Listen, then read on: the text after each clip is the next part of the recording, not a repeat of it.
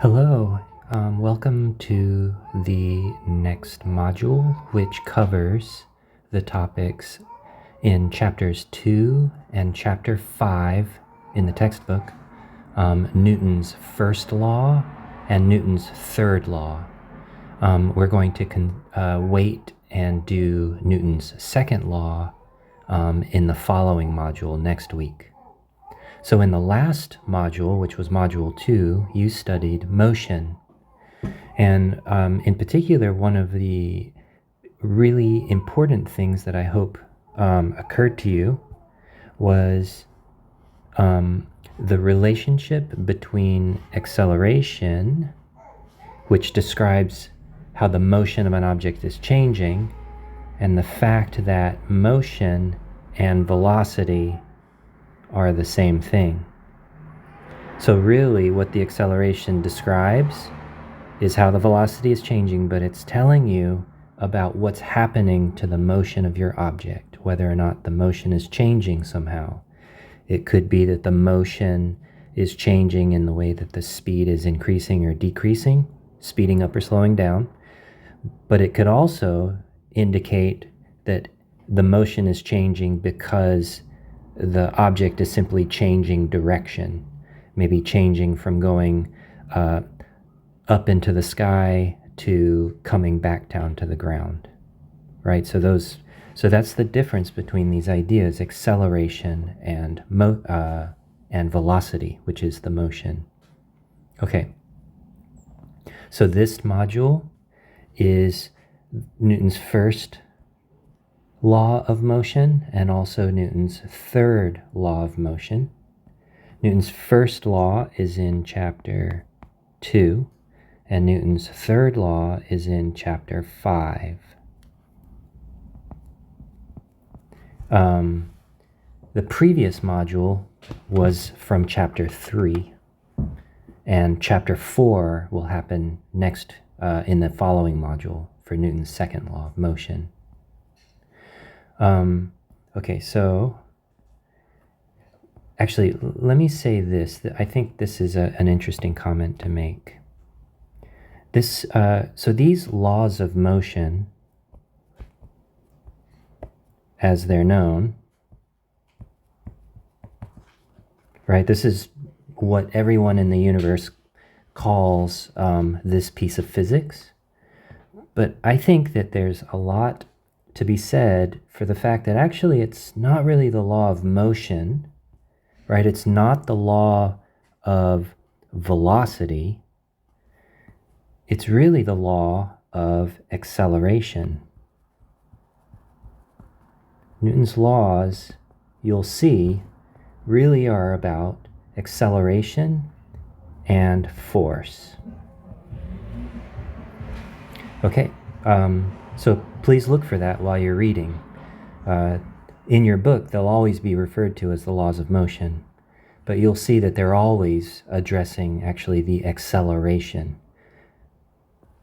Okay, so the first law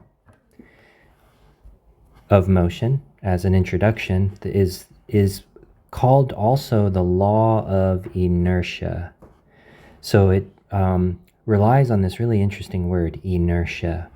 And it's actually due to Galileo, and Isaac Newton recognized the importance of Galileo's way of understanding why and how things move. So here is a statement of the law of inertia. An object will keep whatever velocity it has, whatever motion. Remember, velocity and motion are the same word in this class. So an object will keep whatever velocity it has unless unbalanced forces act on the object. So here is an example of that case. So the object in this example is a book. Here is the book. And what's happening is the book has a string tied around it, and the string is, say, fixed to a ceiling or something. And so what's happening to this book is it is at rest, right? Its motion is characterized by having a velocity of 0. And not only that, though, very carefully, I'd like you to notice that we're also specifying that the book is keeping this motion. That is, it's staying at the velocity of 0, right? So its velocity equal to 0 now, and also 2 seconds later, and also 5 minutes later. And what that means is that the book must have no acceleration. But what about the forces? Well, actually, there's two forces. There's a force upwards by the string,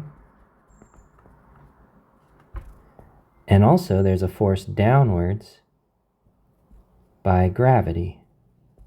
That force is referred to as the weight of the book. Now, what's going on in this example, though, is there is no acceleration, right? The acceleration equals 0. And what must be happening is it's not that there are no forces acting on the book, it's that the forces that are acting on the book are balancing. So how do we get to see the situation where the object does not keep whatever velocity it has?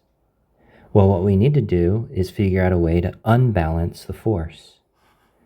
And a way to unbalance the force in this case is to imagine bringing up some scissors and cut the string. If you cut the string,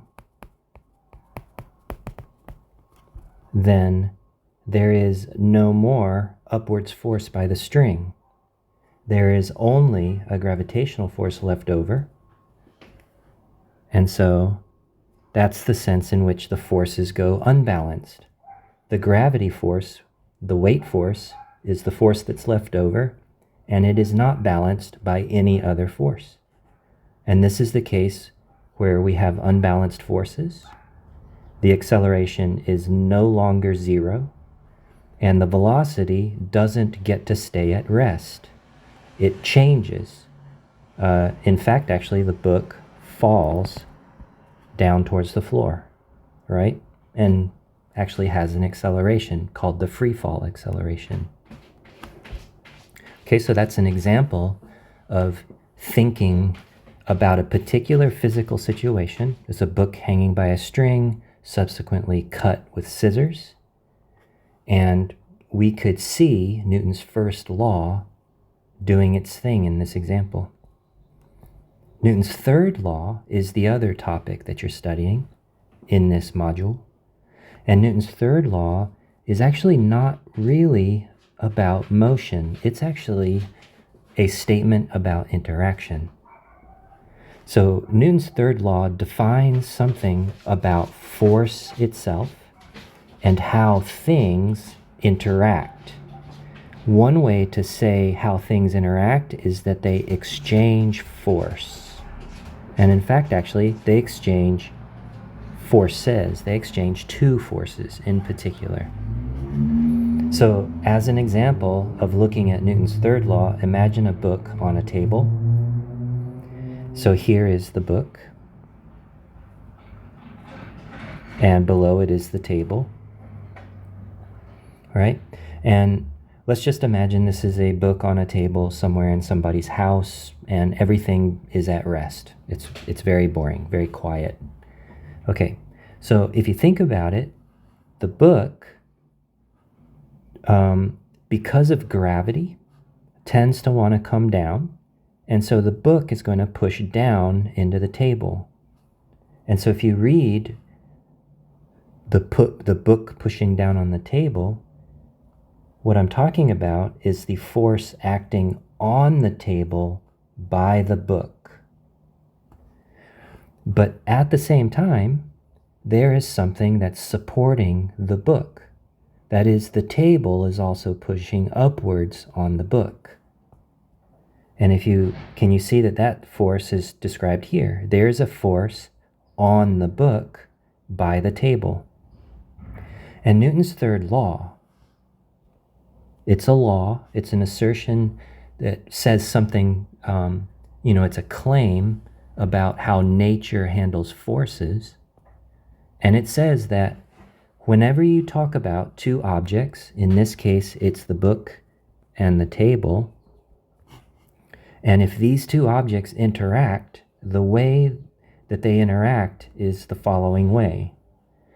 The force on the book by the table is going to be exactly equal to the opposite, that is the minus sign there, of the force on the table by the book. Can you see that what's switching is the on and the by? There's only two objects mentioned here, the table and the book.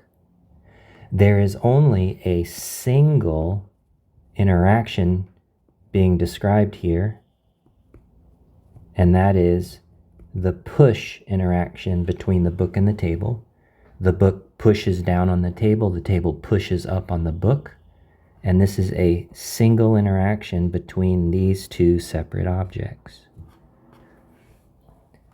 And Newton's third law says this, is that no matter what the interaction, you will always get the same size forces, but absolutely opposite directions. And this is Newton's third law. All right, that's it.